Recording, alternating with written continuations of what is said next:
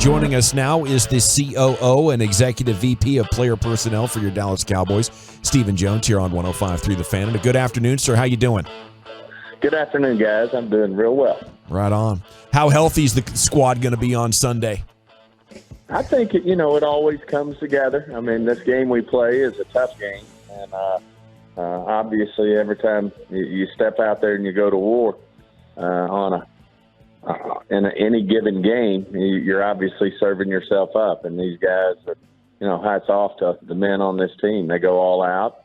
You're going to have some, you're going to have some things that, you question whether, the guy can make it the next week. So, but overall, I think in general, I think most of our guys will answer the bell. And, Tyler's coming along great, and Donovan Wilson's coming along great. So, Jordan Lewis coming along great. So I think in general we're headed in the right direction, but we'll see. Stephen, maybe not this week with your 48, and you've got guys coming back, potentially here in the next couple of weeks. How difficult are those decisions when it comes to dressing your guys? Is it going to be scheme specific maybe, or who an opponent might be? Because you've got quite a group of you've built with some depth, and you might have some healthy scratches in the coming weeks. Oh, absolutely. I mean, I think you're spot on, Brian. I think it can be scheme specific. I can think it can be, personnel specific as to who you need on defense, maybe to defend certain packages or certain players. So absolutely that goes into the mix. And it also goes into the mix if a guy's borderline ready.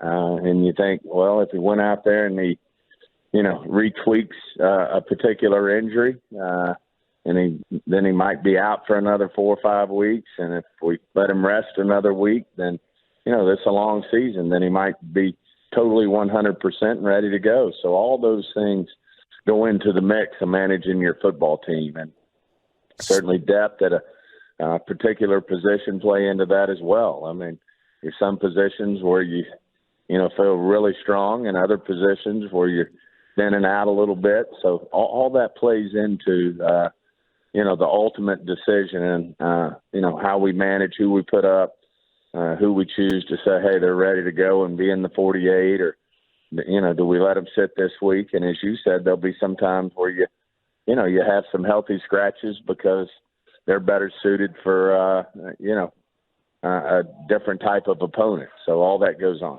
Stephen, in training camp, Edoga got a lot of work at tackle.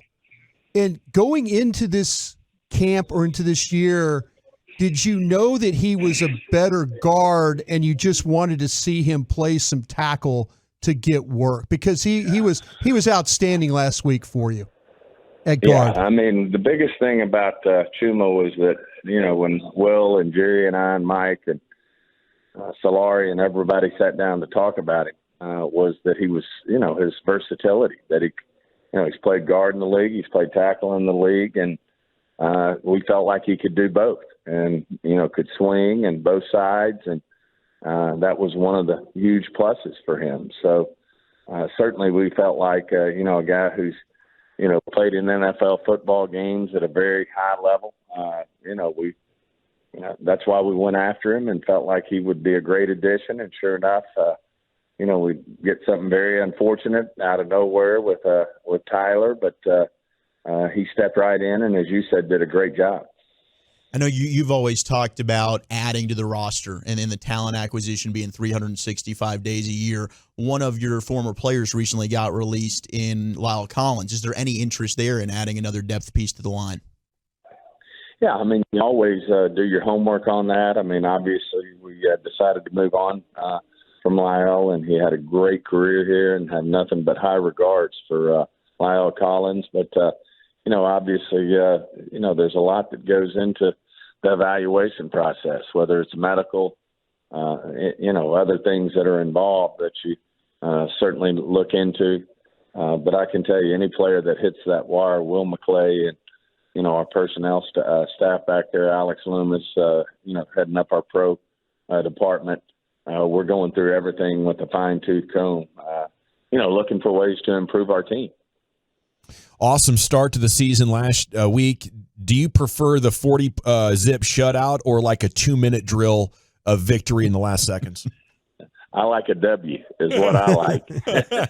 Unfortunately, 40-0 counts the same way as a 2-minute drive to win the game and win, 14-13 or whatever it is. So they all count the same. But anytime you can walk out of an NFL football game, they pay their guys too with the W. It's a big deal. Stephen, when you talk about talent acquisition, and I know this it seems like with Dan Quinn, no matter what players you bring him, he is going to find a role for him. Is that something you've experienced with him and you're like, okay, hey, I can kind of cast a wide net here on my scouting and he'll kind of figure things out for me? Yeah. Well, the one thing I'd take exception with there, Brian, is, before we even acquire a player, we're getting what Dan Quinn's vision is. We're getting what Mike McCarthy and Shoddy's vision is for that player before we ever bring them on the roster, because we want to say, hey, how does this guy fit us? I mean, when we went through, it was a very arduous and a tough decision to make when we brought in Noah I, as I like to call him. Me too, Stephen. I'm not going to attempt his name versus what Kelvin Joseph does for us. So that was a very lengthy and very in-depth decision as to what each player was going to bring to our roster and what Dan felt like he could do for the defense, what Bones thought he could do for special teams, how he would fit in from a culture standpoint. Versus, what we had with Kelvin Joseph. And that was a very difficult decision to make. But at the end of the day, we decided to pull the trigger. And sure enough, Noah I gets the ball and on a block kick and scores 6. So he fit right in real quick and obviously pleased with that. But, to answer your question, one of the great things I think Will McClay and our personnel department do with Mike McCarthy and his coaching staff, and of course how Jerry and I interact with them, is to get, see visions for players and how they fit before you ever pull a trigger on a draft pick, on paying a guy money. Let me tell you something. There's a lot of discussion that goes on before you pay Terrence Steele, before you pay Diggs, before you, hey, what's our vision here? Are we sure we're all on the same page? That's very important for us, and especially Jerry and I, that we know, hey, we've got buy-in, in all directions. With Aaron Rodgers getting hurt on Monday night, the conversation, the debate of the grass versus the turf has come back up. For you and being part of the competition committee, I wonder your thoughts on that and maybe moving forward with trying to get grass in all the stadiums in the NFL. Well, I don't think Aaron Rodgers was the only player that that had an Achilles injury that week, and I think the other one was on grass. I may be mistaken. I think there was a running back in Baltimore that may have Dobbins. Yes, sir. Right. Dobbins got hurt. I know who you're talking. I'm saying this, and I shouldn't because it's very serious. But, yes, sir. It's something that being on the competition committee, we look at this with a fine-tooth comb. Player health and safety is a premium for the National Football League, and we look at surfaces, we look at shoes, we look at their protective gear, we look at everything we can. Plays to keep the game safe. And certainly we do that on field surfaces. We do that on the shoes they're wearing, and very sensitive to anything, that we can do better. And certainly, everybody has an opinion on this, and certainly respect it. But we really go through the data. It's a very data-driven society we live in today, analytics, data. But we're certainly comfortable with where we are in terms of what we're doing to provide our players, the ultimate situations to thrive and be, health and have health and safety be a priority. And we'll continue to do that. We can always be better, and we'll continue to look at it and move forward based on that. Stephen, I know this is going to probably be a question you maybe can't answer, or maybe you can. But I'll ask it anyway. Did you look at Nick Bosa's contract and get any roadmaps that might help you in the future? hey, that's part of our business, and certainly we totally understand. Whether it's a quarterback signing, how it affects Dak, whether it's how the running back situation's going in the league as it goes with Tony Pollard, who's playing under a franchise tag. Sure. Certainly, these top defenders, what they're getting paid as it reflects on Micah. Certainly, no one's thinks more of Micah than the home team, and that's Jerry and myself and the Dallas Cowboys, the coaching staff. So we certainly understand.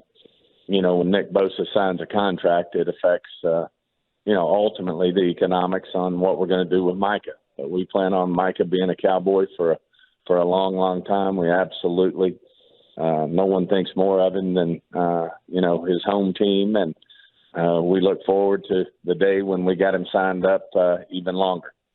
It's Stephen Jones here with you on 105 through the Fan. And this defense is incredible, Stephen. Now, you're currently holding the record for fewest points per game allowed at 0 points per game. So I wanted to congratulate you on that. But jokes aside, I was looking through the history of y'all's franchise, and the 5 years that you won it, it was 16 points per game or less from the defense. Obviously a different era. But are you thinking about how great a defense has to be, and is this team capable of historically holding up and maybe giving Dak the kind of opportunity that the Cowboys of the past gave to Roger and Troy? Well, we certainly think we've got a defense that can, certainly compete week in and week out to be one of the top defenses in the league this year. I think we got great leadership, obviously, starting with Dan Quinn. But I do think it's a defense that can, is a championship caliber defense. And you look at some of the great teams in the league, some of them have been able to ride the defense to a championship. In our particular case, as you said, I think it can be a great compliment for Dak and take pressure off the offense in terms of, having to, if you will, throw in tight windows or be aggressive on play calls, or knowing that you got a defense over there that's, one of the best in the business. So is it helpful? Yes. But I do think, we're a multi-dimensional team, and we're, got a chance to be elite in all phases. And certainly with Dak's leadership on offense and the offensive line he has and the weapons he has over there, that's a tough night the other night in terms of the weather.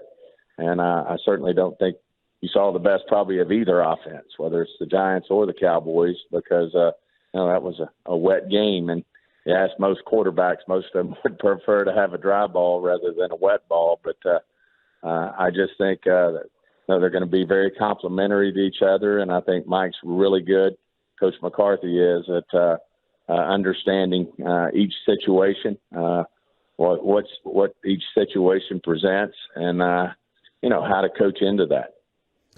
Stephen, did Bones walk up to you in the pregame and tell you that he was going to block a field goal? That he had an idea how he was going to attack that the right side of the Giants line, that they knew that they can get that tackle to lean forward and jump Wanye Thomas through there? Well, evidently CJ did, and yeah. He saw it, and that's what you get when you got a great veteran special teams player like that. And so Bones told me about that, and then also told me that, we were going to, catch the kicker by surprise, and he'd probably miss his first kick, but then he was going to be fine after that. Oh, okay.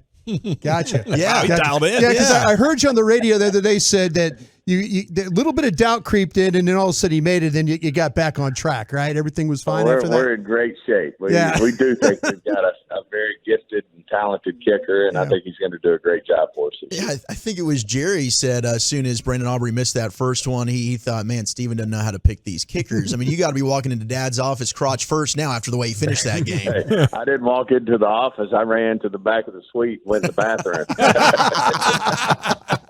Man, the heat was coming off Jerry's head. There you go. I bet, Stephen. Well, keep the heat on him again this week against the Jets. We can't thank you enough for joining us. Give him hell. We'll be pulling for you. Hey, thank you, guys. Always great to be on with you.